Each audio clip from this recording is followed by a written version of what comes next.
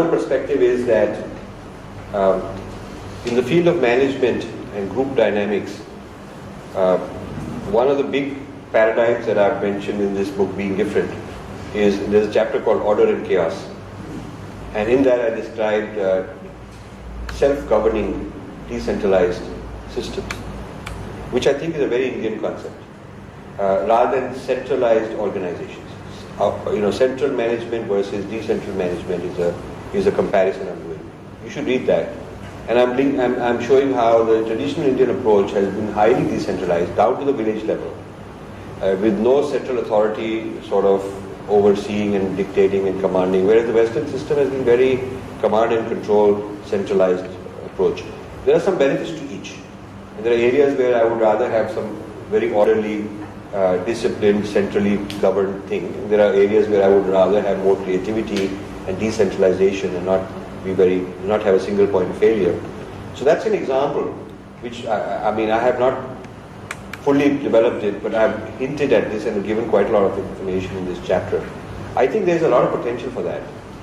Some of the people in my discussion group have actually taken this forward and turned it into some game theory model and economic model and ethics model. There are some people who've done that, the nationals. Yeah. Has anyone proved as to why India used to support a decentralized model? That is what the thesis is. That is what this book is writing about. What is the philosophical origin of this decentralization? And why it's not a coincidence, it's very much part of this.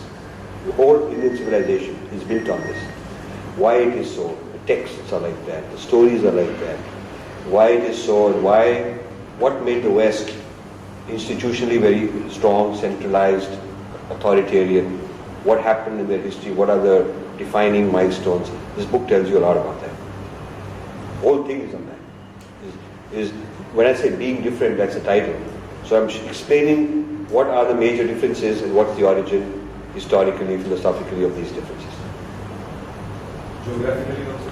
Yeah, to some extent it's a product of geography, but I think it's largely a product of truth through a higher state of consciousness versus truth through a historical profit. That is a very big difference. That creates many other differences. Because when history is is fixed, absolute, unique, it happened once, never happened again, and that is your criteria, then you will have a very big institutional mechanism to enforce it and standardize it. The idea of standardizing it, the idea of making sure everybody is in compliance with it. Whereas if you have lakhs of people who are yogis and meditators and rishis, and they are starting little groups and having their own followers and whatnot, then the nexus of truth is a very local, present moment nexus, some enlightened guru you have. And the nexus of truth is not so much on some historical absolute. So this creates a decentralization. This encourages a self-governing, smaller, decentralized authorities. And this has never been tolerated in any of the Abrahamic religions. They've never tolerated the idea of living masters who can supersede, who can tell you the highest truth. They've always wanted that the truth comes from one institutional source, and that institutional source has a historical document as its claim. So there's a big difference like that. Any organizational societal model we can look at which have followed some of these values and are staying, surviving, can represent a kind of alternative model? Yes.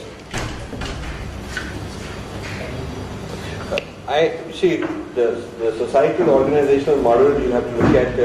You have to do a study on the jati structure, and you should do a study on the jati structure because the jatis have very decentralized, self-governed, own rules, and not a sort of a standard thing for all of the country or anything. And there are certain industries in which these jati communities have done very well because they have an internal financing, very low interest rate loans, looking after each other, their own social security. Like if you look at countries which have social security for elderly and so on, they're all going broke. I mean, the US can't afford its aging, and Japan is having trouble with the aging population. But we've had the Jati was responsible for looking after old people. I mean, a community is responsible. The responsibility has been a very decentralized responsibility for a community to look after its people. So that has been now broken down in the name of secularism, and because it was abused and became caste system and stuff like that. So that community, localized community as a social organization is being broken down and considered a very bad thing. But that has been for a very long time a traditional social organization. And yes, it can be abused, it can turn into caste, and it can have negative things, but it can also, it's not necessarily the case all the time. And it has also functioned very well. Like in the US, most hotels are owned by Patels. So this Patel Jati is very successful in using their Jati structure and what they do for each other. How anyone who's a Patel who lands in the US will get a hotel within a month. And they all get together, pitch in money, everybody makes something out of it, It's like collectively how to take over. It's almost like a cartel. And you go to Ludhiana, they own most of the exports of garment underwears, textile. It's all one or two jatis that own this they've been doing this for a long time. The person who's written a lot on this is this guy, the IIM Bangalore, what's his name? Vaidyanathan. Vaidyanathan has written a lot on this. He and I talked a lot about this. Huh? Any business operation? Well, I looked at Kumbh Mela as a model. It's not a business organization, but Kumbh Mela is a very decentralized. There's no event manager. There's no, nobody in charge. There's no sort of headquarters that makes things happen. And people just astronomically figure out that okay, I'll go there. And they go there and they do whatever they want. They do. They organize. It's self-organized, So when you look at ant colonies, you look at locusts, billions of them. You look at these migrating birds. There are things in nature that are highly decentralized, organized. These things have a pattern. They're collective intelligence, but you can't figure out there is a commander who's made some rules for everybody. It's very interesting, and almost like there's a certain level of consciousness which is beyond the individual consciousness. So it's almost like there's some kind of a collective consciousness that these guys have that's sort of guiding them. So I think we've had a tradition where a lot of value was placed on transcending this individuality to some kind of a collective higher level and maybe getting some guidance from there. Okay, what is the origin of it? I think the origin of, if you have a community of highly developed, highly evolved yogis, they'll be self-organized. It's very difficult to, it'll have a problem with an authoritarian, like physically, if you turn it into a military drill, then that's not yoga.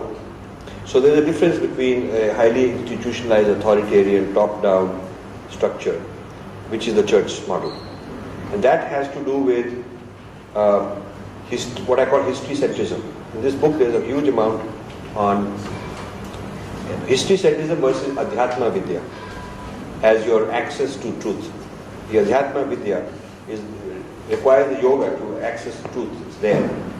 And history centrism says that it's not there in you. You are a sinner, you've fallen, you have no capability, and your access to truth is through an event happened in history which will never happen again. So that is so unique, so hard in the Abrahamic religions, so deeply ingrained, and that also makes them exclusive. Because history tends to be exclusive. If your historical claim, see, if Newton's experiment were history-centric, that means we can never reproduce them. We can never validate them again. Then the whole study of Newtonian physics would be a study of the history of what happened. Some institution would have a data, they would control, this is what happened, these are the data. We'd have to blind faith believe in it. Because you cannot validate it, we cannot do anything like that here.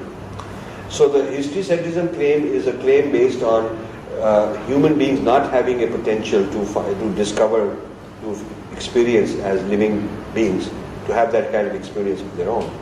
And that's a very limited view of the human being. That view of the human being, that kind of a self, thank you, that kind of a self is then forever dependent on, at the mercy of some history-centric framework.